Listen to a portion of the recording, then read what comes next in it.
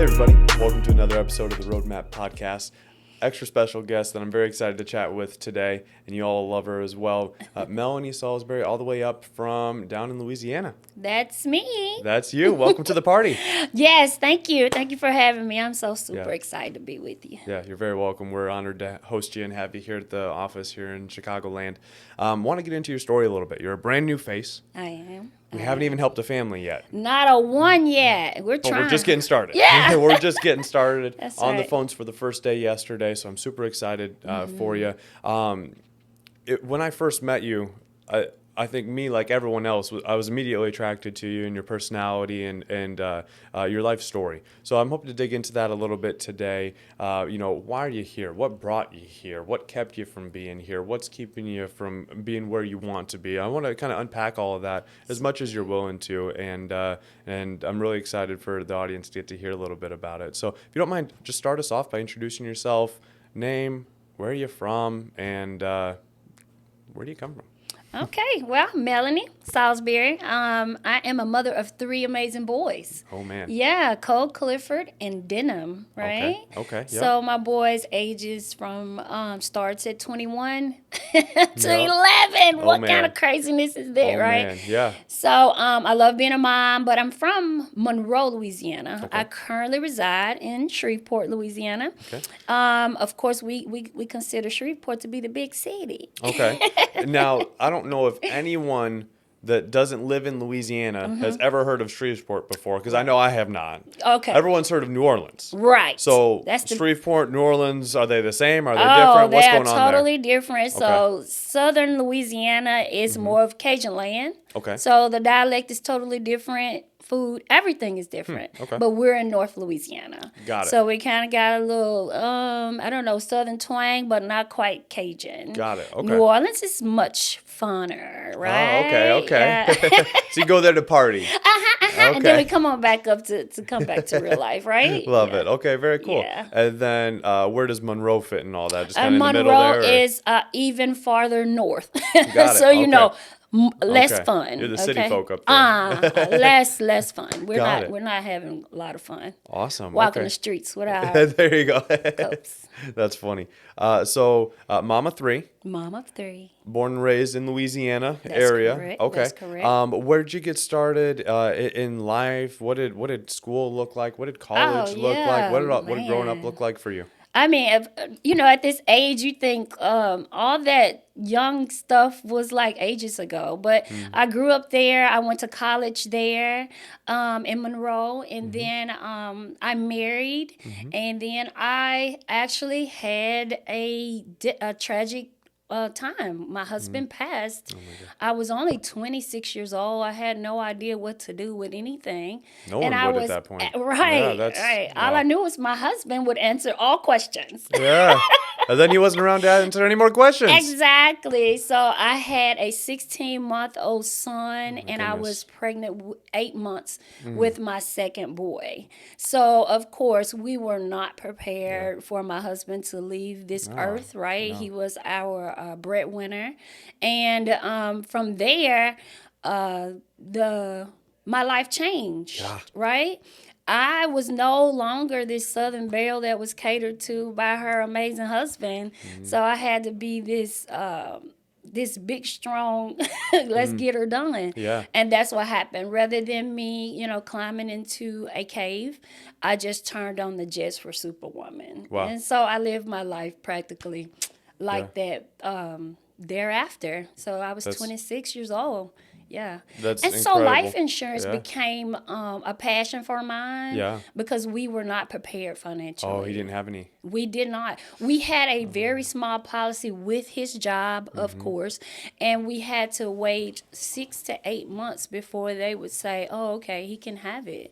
So in order to do services and take care of everything that I needed to take care of as a 26-year-old 8-month pregnant mother, I had to get it figured out. And so that's when I wanted to ensure that everybody in my community, my friends, my church, my family, that everybody understood that this is something that is a part of life and you have to prepare for it. Wow. And from there, it just grew and grew and grew, where I wanted to offer all services. to clients, to friends and family, and it became a passion. Yeah. Wow. That's you told me that before, and it hasn't gotten easier since then to hear that. That the amount of tragedy and suffering that you had to go through, and then overnight you were forced to completely change who you were. Like you were Right. saying, catered to Yeah. nice, friendly Southern belle, Yeah. to now you had to shut off all of that and be strong for your baby and new baby and completely change overnight. How'd you do with that? I tell you, it was a God thing, right? Yeah. Because I tell people all the time, the Lord just held my wings and He just guided me initially because I don't even remember that time. Wow. I can't, you asked me, how did I do that moment in time? I don't know. I just remember it being done. Yeah. Right? Yeah. But Sounds like a God thing. yeah. But it shaped everything thereafter, every single decision I ever made. And so that could be good and that could be bad. Sure. Right? But I really can't remember how those things happened. Yeah. I just remember great memories. And that's a God thing too. Absolutely. Yeah. His protection. 100%. Yeah. Given you what you need, sometimes He doesn't stop the storm. He just gives you the power to go through it and the peace to go through it. That's and it. we prefer Him. No, speaking personally, Yeah. we prefer Him to just stop the storm Lord, can we not have it this time? Hey, Lord, I got this thing. Could you come on take care of this? Yeah. He's kind of like, no, I'm going to let you walk through that. Yeah. I'm going to give you everything you need to get through. But He's there with us, and that's what makes the Always. difference. Yeah. Yeah. Wow. So you went through massive struggle there, and that I'm sure that still has ripple effects even till today, you know, and then looked at building a career in the life insurance and tax space and everything. That's right. But you're here with us now. Yes. So let's talk about how do we go from kind of starting that journey to where you thought, hey, what I'm doing maybe isn't getting me where I want to go, or whatever that looks like, and then now you're here. So talk to us about that journey. It's about life, right? Yeah. So my 21-year-old and my 20-year-old went to college. And so like that grind head down, I got to make it, and not really ever looking up. I was able to look up because I'm not as busy. And I saw some stuff I did not like seeing.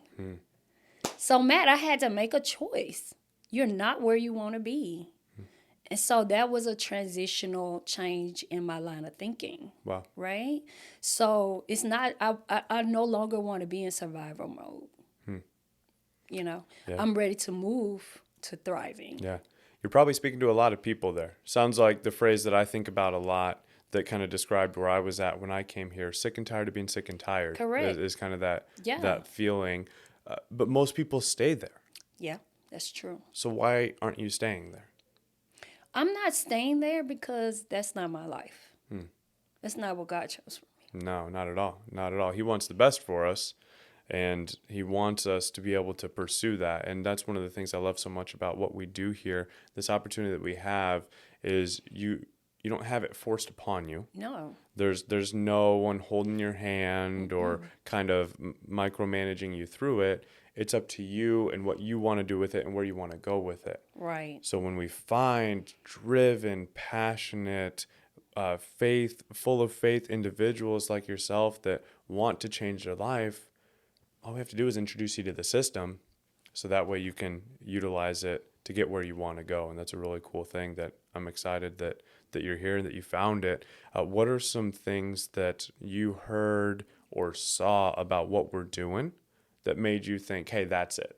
That's what I've been looking for. I just hadn't found it yet necessarily, but that's what I've been looking for. Anything specific that you saw or heard about what we do here? Most definitely the being able to help everyone, right? Okay. Having a robust product system, and more importantly, guys, this system, come on, Matt. Oh, the RoadMap is amazing, right? Right? It Yeah, is amazing. And so I am a systematic person. I operate in that way, and I operate so much better and I can thrive. And so when I did my research and just to know that systematically that we're sound here was a no-brainer for me, right? It was Okay. a no-brainer Yeah. because I know systems. Yeah. I can learn systems, and most people can, right? And so if I wanted to duplicate myself, it wasn't like something that was not going to be able to I was not going to be able to do. So if you see someone and they're where you want to be, you want to ensure when you're receiving coaching, mentorship, that you can get there, right? And so with a system and a roadmap, right? I just knew I could get there. Listen, God He has given me the abundance Yeah. of confidence. Yeah. I don't have that problem. Yeah. Like, I don't have a problem with, being fearful. He took care of that at 26, Yeah. right? Yeah. He had to. Right. That one And had so, to go. Yeah. hard work. He took care of that too. All of it led to this moment. Yeah.